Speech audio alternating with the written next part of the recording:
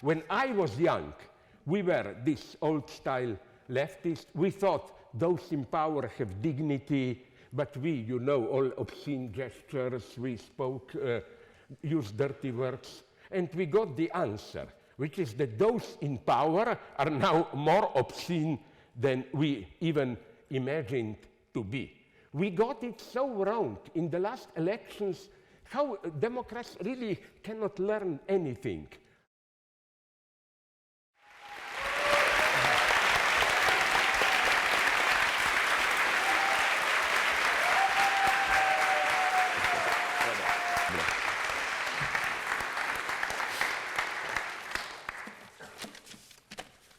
I'm seriously, not a bad joke, honored to be here.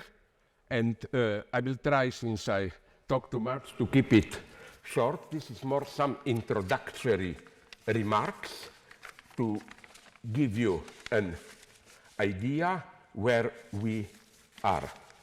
So, where are we?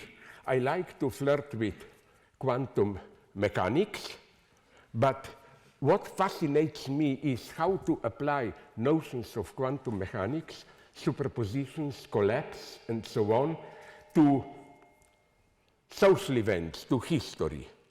And my basic idea is this one, while still, in some sense, a radical leftist, but be warned, my official self-designation is now a moderately conservative communist. I will explain why.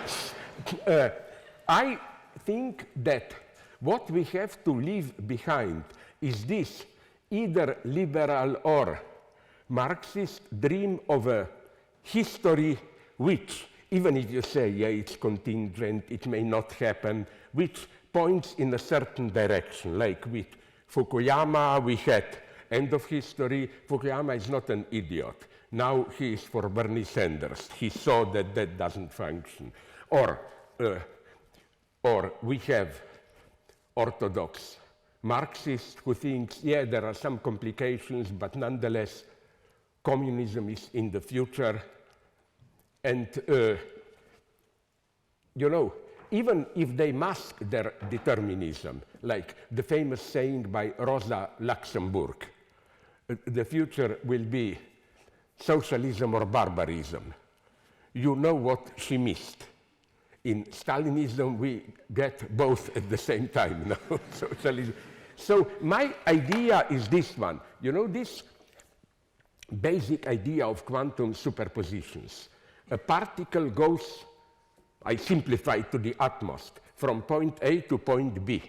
But to understand what happens, you must presuppose then that in this, let's call it, virtual state of waves, particle takes all possible routes, and then in one it collapses. And I think we are today in such a moment. Who knows where we are going? We know that we have 3-4 deadly threats, crises. Ecology, war, immigration, I mean population movements, and so on. I will not go into it, but the key problem is how they will interact. Like, some people think that if ecology crisis goes even in a more terrible direction, then there will be less wars. I'm not so sure. It's completely open.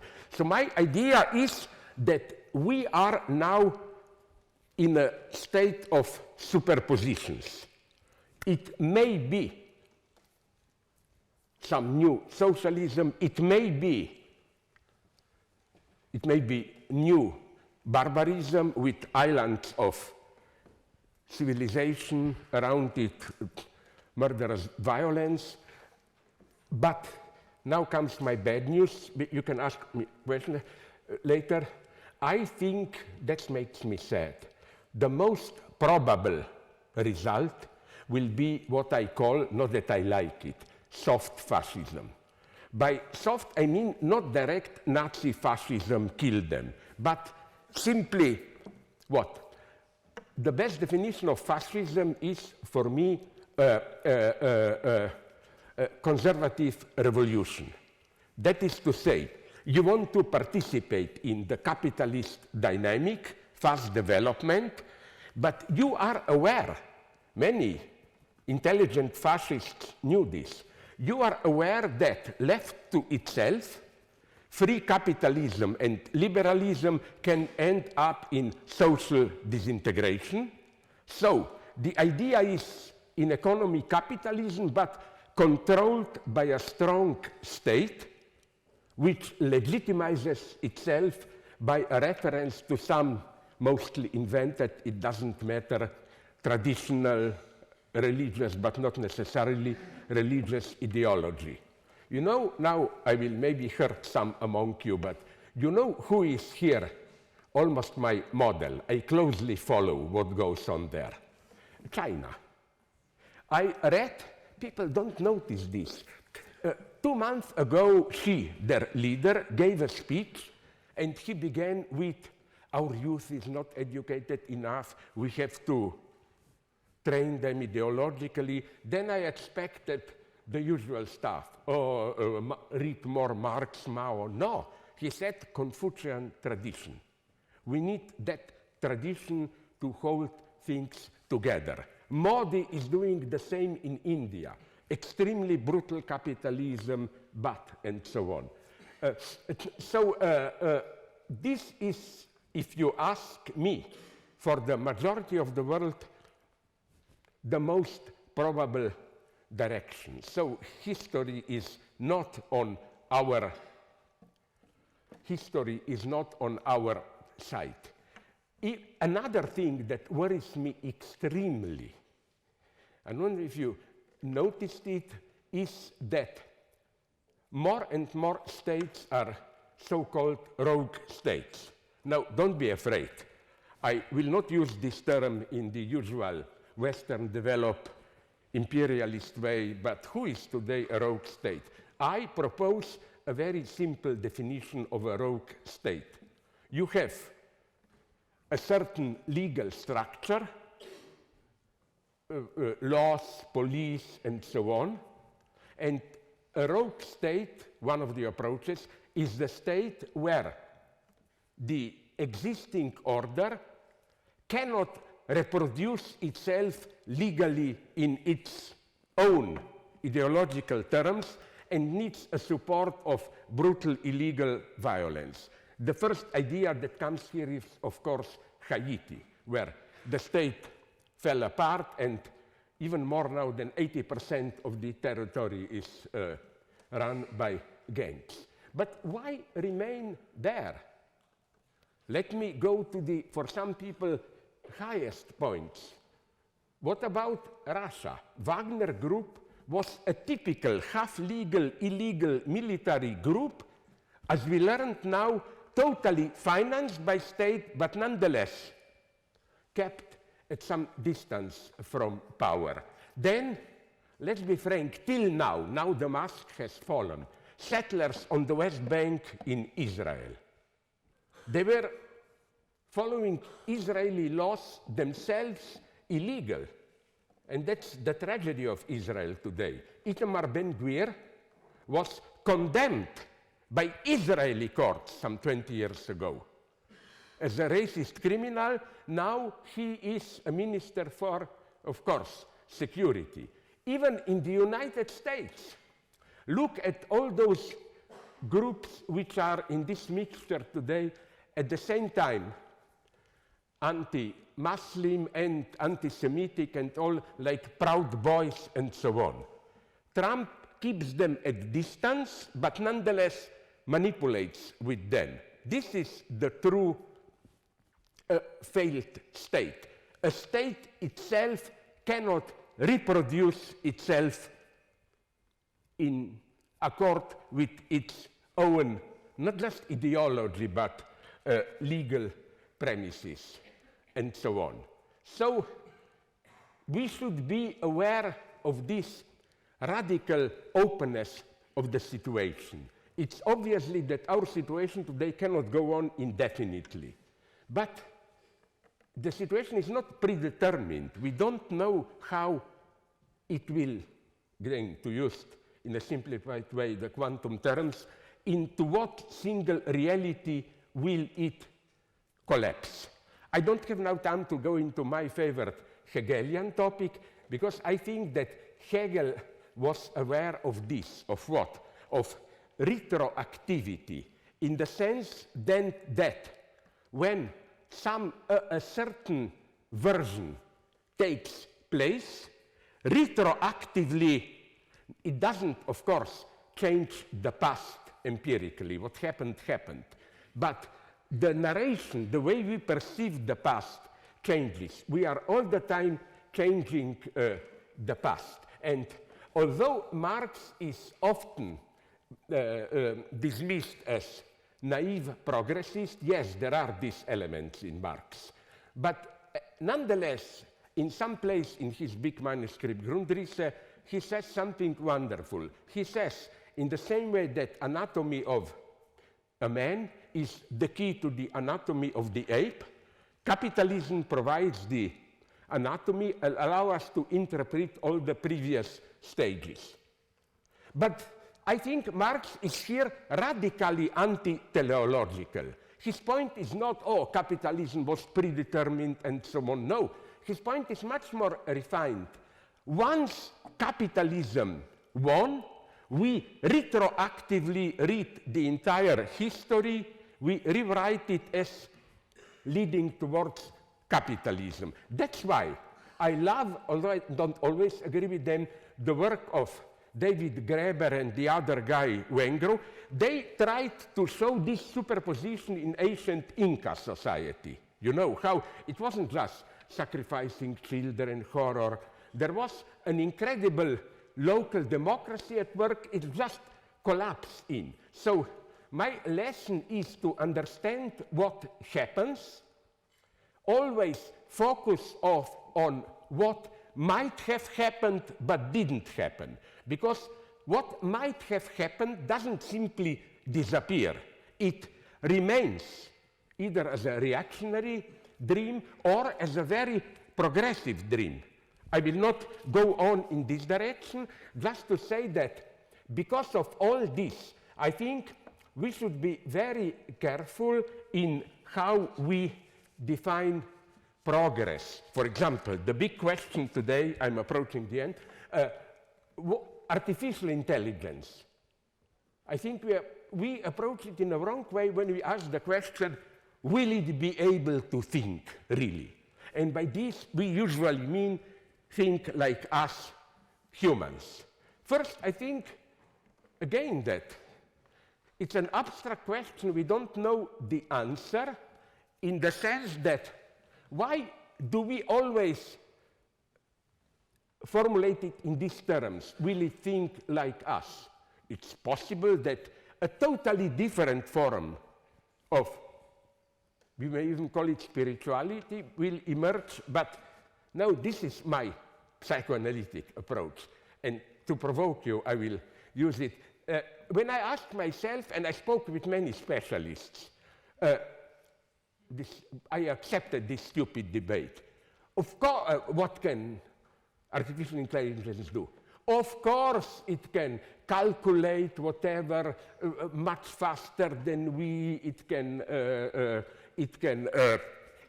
learn itself, self-reproduce. But my point, and my partners in dialogue were usually shocked, are two things which are, for me, specifically human. And they are crucial for our humanity. One is the daily rituals. No, superstitious habits, rather. You know, for example, I have one, and don't give me that bullshit, that psychoanalysis, that it has to do with my fear of insemination or what. Whenever I wash my hands, even if I see that no water is dropping, I have to check it with my hand. What if I just don't see them? But this is an absolute habit. But you know all these habits. For example, I read in a biography of Agatha Christie that every evening after finishing her writing, she took a bath and ate an apple while. What's the point of this? Stupid habits. They have no deeper meaning. I think it's wrong to play psychoanalysis here. No, they are a pure appearance of meaning. But you know what I mean? Meaning as such without any meaning. It's wrong to say, oh, this means that Roma, I don't know, Agatha Christie was thinking that she is Eve in paradise, apples, whatever. No, it's just this empty appearance of meaning by means of which we counteract the obvious chaotic meaninglessness of our lives. Now, my big surprise comes. The second thing, I don't think that artificial intelligence can swear, really. Swearing is for me something very interesting. It's not just vulgarity.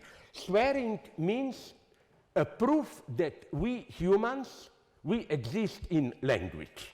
We think, but thinking occurs in words, in language, but we are never at home, really, in language. And in swearing, when you swear, we don't express simply dissatisfaction with some objective event. I want to do this. No, it's frustration about not being able to formulate it in your language. So I have here, and I talked about this with my religious friends. I have many, and they agreed with me, that I always like this anachronistic tautological movements, you know, that imagine Christ on the cross, no? Forget about that. Father, why have you forsaken me? When he was dying, he should be swearing. Maybe that's the paradox, but I think there is truth. He should have said, oh Christ, where I am, and so on. But you see what I mean? It's a certain embarrassment of our inability to be in language, which is constitutive of our humanity. Now, let me conclude with another maybe surprising moment for you. What makes me really sad today is the exploding, I cannot but use this term, shamelessness. Things which in public space were simply impossible, even 10 years ago. You can say them publicly today. And I don't mean just the obvious example, all the vulgarities of Donald Trump, of your own Boris Johnson, and so on. But even, for example, I'm definitely not anti-Semitic. I see also the Israeli side. But what really shocked me is two things that happened recently in Israel.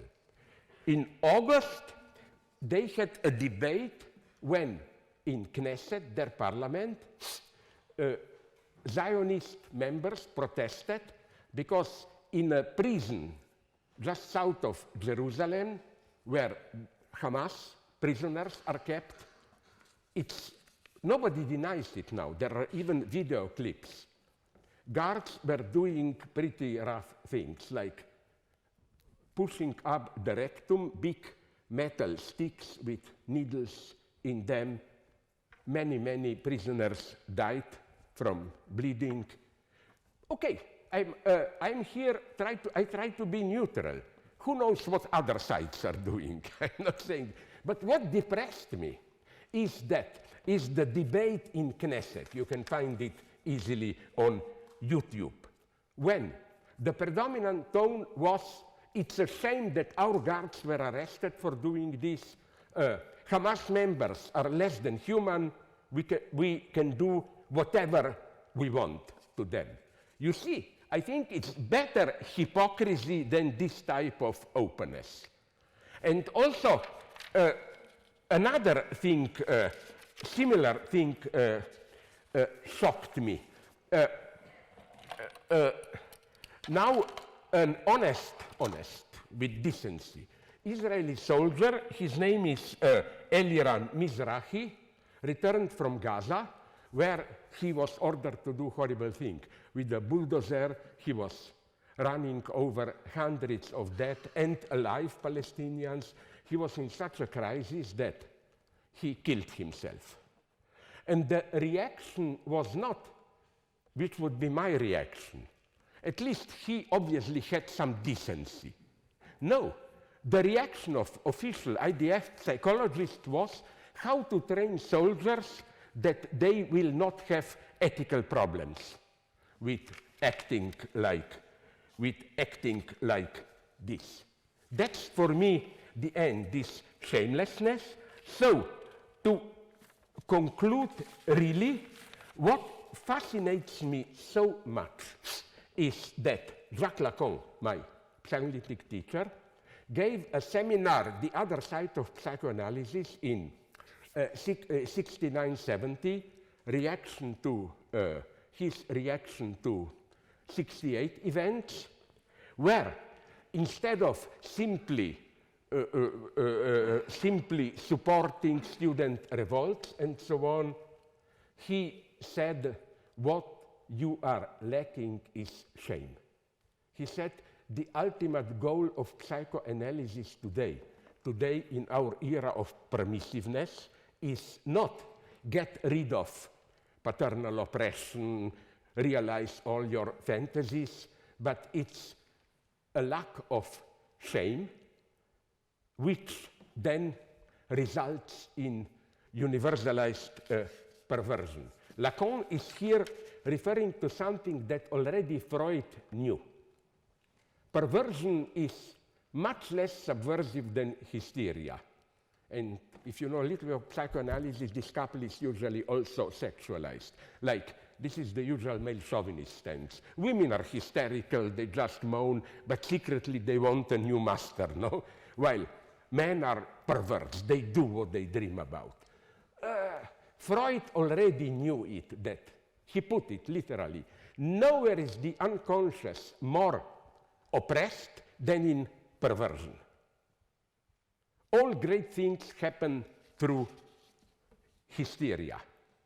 And this is, I think, the lesson for us. When I was young, we were this old-style leftists. We thought those in power have dignity, but we, you know, all obscene gestures, we spoke, used dirty words, and we got the answer, which is that those in power are now more obscene than we even imagined to be. We got it so wrong in the last elections, how Democrats really cannot learn anything. They thought that, you know, when Trump was caught lying, they thought, oh, now we caught him. No, it only helped him. When Trump was caught in vulgarities, in lies, that was the basis of his identification. People loved him for that. So the question to ask is, now in our era of this type of permissiveness, how to restore a basic sense of shame. Thank you very much if I was too long.